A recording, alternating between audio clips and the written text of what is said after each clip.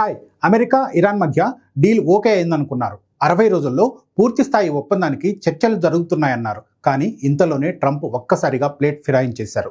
ఓవైపు Iran supreme leader Ayatollah Ali Khamenei అంత్యక్రియలు జరుగుతూ ఉండగానే బాంబులతో విరుచుకుపడ్డారు. దీంతో ప్రపంచం మొత్తం ఒక్కసారిగా హఠాత్తుగా ఏమైందని అందరూ ఆరా తీయడం మొదలుపెట్టారు. అయితే ఇరాన్పై ట్రంప్ సడన్ అటాక్ వెనుక ఇజ్రాయెల్ ఇచ్చిన ఒక రహస్య ఇంటెలిజెన్స్ నివేదిక ఉందని తెలుస్తోంది. ఇంతకు ఆ నివేదికలో ఏముంది? Let's see.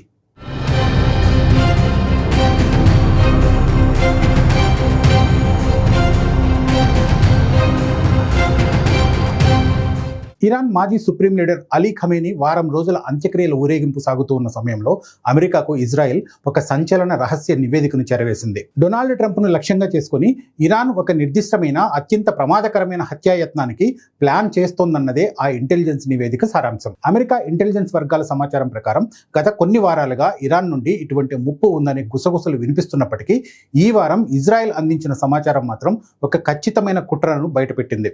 ఇజ్రాయెల్ ఇచ్చిన ఈ ఇంటెలిజెన్స్ డేటాపై ఏమాత్రం ఆలస్యం చేయకుండా అమెరికా వెంటనే ఇరాన్పై విరుచుకుపడింది. నిజానికి ట్రంప్పై ఇరాన్ పగ నిన్న మొన్నటిది కాదు. డొనాల్డ్ ట్రంప్ మొదటి విడత అధికారంలో ఉన్నప్పటి నుంచే ఆయనపై గురిపెట్టింది. ట్రంప్ మొదటిసారి అధ్యక్షుడయ్యాక Islamic revolutionary guard corps top general Qasem సులేమానీని అమెరికా దారుణంగా అససినేట్ చేసింది. అప్పటి నుండి ట్రంప్పై ప్రతీకారం తీర్చుకుంటామని టెహ్రాన్ బహిరంగంగానే హెచ్చరిస్తూ వస్తోంది. ఈ ఏడాది ఫిబ్రవరి 28న జరిగిన అమెరికా ఇజ్రాయెల్ ఉమ్మడి వైమానిక దాడుల్లో ఖమేనీతో పాటు ఆయన కుటుంబ సభ్యులు కూడా మరణించారు. ఈ నేపథ్యంలో సాగిన ఖమేనీ అంత్యక్రియల్లో ఇరాన్ ప్రజలు "వీ విల్ కిల్ ట్రంప్" అంటూ బ్యానర్లు పట్టుకొని ఆయన మరణం కోసం నినాదాలు చేశారు.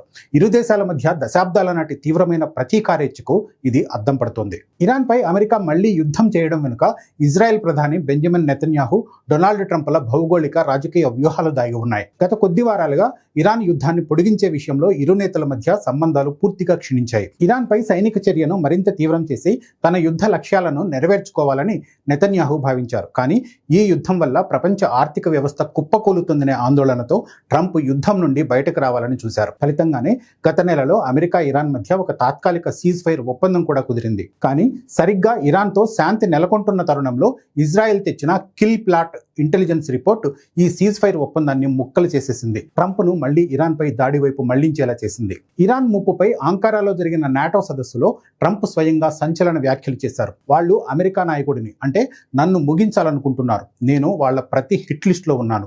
ఇప్పటి వరకు నేను కొంత అదృష్టవంతున్నే కావచ్చు, కానీ అది ఎక్కువ కాలం సాగకపోవచ్చు అంటూ తన ప్రాణాలకు ఉన్న ముప్పును ధృవీకరించారు. ఈ ఉద్రిక్తతల నడుమ గురువారం ట్రంప్ నెతన్యాహు ఫోన్లో సుదీర్ఘంగా మాట్లాడుకున్నారు. ఇరు దేశాల మధ్య వ్యూహాత్మక సమన్వయం కొనసాగుతుందని స్పష్టం చేశారు. అలాగే గల్ఫ్ ప్రాంతంలో అమెరికా చేపడుతున్న తాజా సైనిక చర్యల అప్డేట్స్ను ట్రంప్ స్వయంగా నెతన్యాహుకు వివరించారని ఇజ్రాయెల్ ప్రధాని కార్యాలయం అధికారికంగా ప్రకటించింది. ఇజ్రాయెల్ పంపిన ఆ నిఘా సమాచారం నిజంగానే ట్రంప్ ప్రాణాలను రక్షించడానికి అందించిందా, లేక అమెరికాను ఇరాన్ పైకి ఉసిగొల్పి తన సొంత యుద్ధ ప్రయోజనాలను నెరవేర్చుకోవడానికి నెతన్యాహు వేసిన వ్యూహాత్మక ఎత్తుగడన అనే అనుమానాలు ఇప్పుడు కొందరు అమెరికన్ అధికారుల్లోనే వ్యక్తమవుతున్నాయి. ఏది ఏమైనప్పటికీ ఒక నిఘా సమాచారం మధ్యప్రాచ్యంలో శాంతి ప్రయత్నాలను బూడిద చేసి గల్ఫ్ రీజియన్ను మళ్లీ యుద్ధ వినాశనం వైపు నెట్టేసింది.